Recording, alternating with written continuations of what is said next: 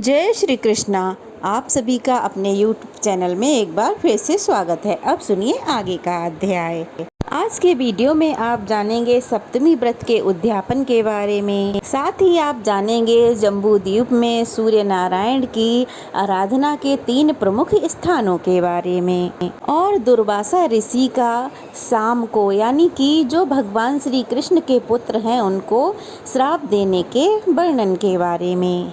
उद्यापन विधि बताते हुए श्री ब्रह्मा जी बोले, हे याज्ञवल्क्य, सिद्धार्थ सप्तमी के व्रत के अनंतर अर्थात दूसरे दिन स्नान, पूजन, जप और हवन आदि करके भोजक, पुराण वेत्ता और विद्वान ब्राह्मणों को भोजन कराकर लाल वस्त्र और दूध देने वाली उत्तम गाय और जो आपको पदार्थ प्रिय हों वो सब मध्याह्न काल में ब्राह्मणों को दान देना चाहिए।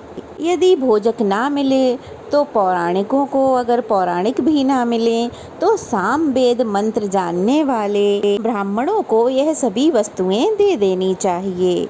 हे मुने, यह सिद्धार्थ सप्तमी के उद्यापन की संक्षिप्त विधि है। इस प्रकार भक्ति पूर्वक 7 सप्तमी का व्रत करने से अनंत सुखों की प्राप्ति होती है और 10 अश्वमेघ यज्ञ का फल प्राप्त होता है। इस व्रत को करने से सभी कार्य सिद्ध हो जाते हैं। गरुड़ को देखकर जैसे सर्प वैसे ही कुष्ठ रोग आदि इस व्रत के अनुष्ठान से दूर भाग जाते हैं। व्रत नियम और तप करके 7 सप्तमी का व्रत करके मनुष्य विद्या, धन, पुत्र, आरोग्य, धर्म को और अंत समय में सूर्य लोक को प्राप्त कर लेता है। इस सप्तमी व्रत की विधि को जो पढ़ता है अथवा उसको सुनता है वह भी सूर्य नारायण में लीन हो जाता है। देवता और मुनि भी इस व्रत के महात्म्य को सुनकर सूर्य नारायण में विलीन हो गए हैं। जो पुरुष इस आख्यान को खुद श्रवण करता है तथा दूसरों को सुनाता है वे दोनों ही सूर्य लोक को जाते हैं। रोगी अगर इसका श्रवण कर ले तो रोग मुक्त हो जाता है। इस व्रत की इच्छा रखने वाला मनुष्य अभिलक्षित लक्ष्य को प्राप्त कर लेता है और वह सूर्य लोक को जाता है। अगर इस आख्यान को पढ़कर यात्रा की जाए तो मार्ग में कोई विघ्न नहीं आते हैं। जो कोई भी जिस भी पदार्थ या जिस किसी इच्छा से यह व्रत करता है वह सब उसे प्राप्त हो जाते हैं। गर्भिणी स्त्री अगर इस आख्यान को सुने तो वह सुखपूर्वक एक पुत्र को जन्म देती है। अगर कोई बांझ सुने तो वह संतान सुख प्राप्त करती है। हे याज्ञवल्क्य, यह सब कथा सूर्य नारायण ने मुझसे कही थी और मैंने आपको सुना दी। और अब आप भी भक्ति पूर्वक सूर्य नारायण की आराधना करें जिससे सभी पाप नष्ट हो जाएं। उदित होते ही जो अपनी किरणों से संसार का अंधकार दूर कर प्रकाश फैलाते हैं वे 12 आत्मा सूर्य नारायण ही जगत के माता पिता और गुरु हैं। अदिति पुत्र भगवान सूर्य नारायण आप पर प्रसन्न हो। श्री ब्रह्मा जी आगे कहने लगे, हे याज्ञवल्क्य, भगवान सूर्य नारायण जिन नामों से प्रसन्न होते हैं अब मैं उनका वर्णन कर रहा हूँ, ध्यान पूर्वक सुनो। नित्य, रवि, अर्क, भानु, भास्कर, मतंड, मार्तंड तथा विवस्वान नामों से युक्त भगवान सूर्य नारायण को मेरा नमस्कार है। आद्य देव, रश्मि वाली दिवाकर, दीप्त, अग्नि तथा मिहिर नामक भगवान आदित्य को मेरा नमस्कार है। हे अदिति के पुत्र भगवान सूर्य, आप प्रभाकर, मित्य, गोपति अर्थात किरणों के स्वामी तथा दिग्पति नाम वाले हैं। आपको मेरा नित्य नमस्कार है। धाता, विधाता, अर्यमा, वरुणा, पूषा, भग, मित्र, पर्जन्य, अंशुमान नाम वाले भगवान सूर्य को मेरा प्रणाम है। संसार का कल्याण करने वाले धर्म, तपन, हरिताप अर्थात हरे रंग के अश्वों वाले विश्वपति भगवान सूर्य को मेरा नित्य नमस्कार है। ब्रह्मा, विष्णु, महेश सभी आत्मस्वरूप सप्ती सप्तलोक आपको मेरा नमस्कार है। अद्वितीय तथा एक चक्र रथ अर्थात जिनके रथ में एक ही चक्र है। हे ज्योतिषपति, सभी प्राणियों का भरण पोषण करने वाले आपको मेरा नित्य नमस्कार है। समस्त प्राणी जगत का हित करने वाले शिव और आरतीहर प्रबुद्ध बोध अर्थात कमलों को विकसित करने वाले वेद बोधि भगवान सूर्य को नमस्कार है।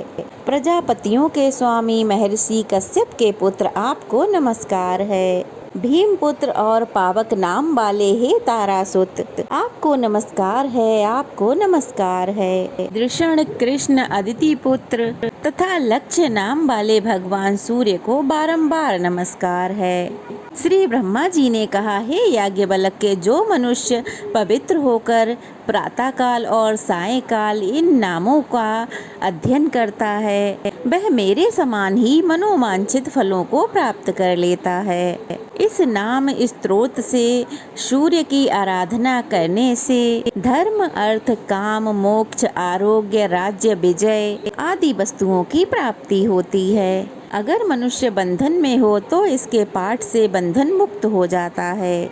इसका जप करने से सभी पापों से छुटकारा मिल जाता है। यह सूर्य स्तोत्र मैंने जो तुम्हें बताया है अत्यंत रहस्यमय है। सुमंतु मुनि कहने लगे, हे राजन, श्री ब्रह्मा जी से इस प्रकार उपदेश प्राप्त कर याज्ञवल्क्य मुनि ने सूर्य नारायण की आराधना की, जिसके प्रभाव से उन्हें सालोक्य मुक्ति प्राप्त हुई। अतः आप भी भगवान सूर्य की आराधना करके देव दुर्लभ मुक्ति प्राप्त कर सकेंगे। राजा शतानीक ने पूछा, हे मुने, जम्बू द्वीप में भगवान सूर्य नारायण का आदि स्थान कहाँ है, जहाँ विधि पूर्वक आराधना करने से शीघ्र ही मनोवांछित फलों की प्राप्ति हो सके।